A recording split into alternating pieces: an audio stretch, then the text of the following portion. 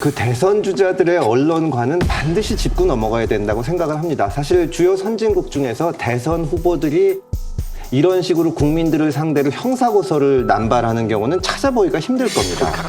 근데 저 같은 경우는 의원 시절에 그 윤석열 후보가 검찰총장이던 시절에 한겨레 신문에서 대형 오보를 냈습니다. 무슨 뭐 별장 접대를 받았다는 식으로. 그래서 이제 윤석열 후보가 그 한겨레를 상대로 소송을 냈었는데 제가 검찰총장이 그러시면 안 된다. 그렇게 얘기를 했었거든요. 지금은 퇴임하셨지만 법무장관을 지내시던 조국 전 장관께서도 민정수석 시절에 본인을 비난한 네티즌을 명예훼손으로 고소를 했습니다. 지금은 검찰의 총책임자인 검찰총장도 고소를 합니다. 저는 이런 일이 생기면 이제 일반 시민들이 계속 무슨 문제가 생길 때마다 고소를 하는 문화가 많아질 거라고 생각을 합니다. 국회의원, 법무부 장관, 검찰총장 이런 사람들은 시민으로서의 권리를 좀 자제할 필요가 있다고 생각을 합니다.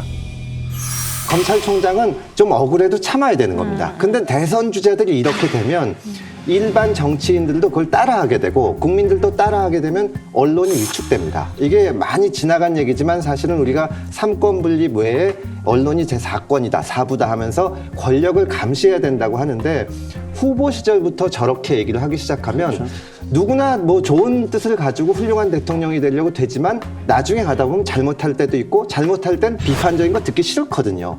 그거를 언론 탓으로 돌리면은 나중에 대통령이 될 때 어떻게 되냐. 저는 이 언론을 대하는 태도에 대해서는 반드시 언론에서 날카롭게 지적을 해줘야 된다고 생각을 합니다. 아니, 근데 우리가 여기서 정말로 한번 대통령이 나를 고소를 했다라고 생각을 해보세요. 이 차기 대통령이 될 수도 있는 사람이 나를 고소를 했다.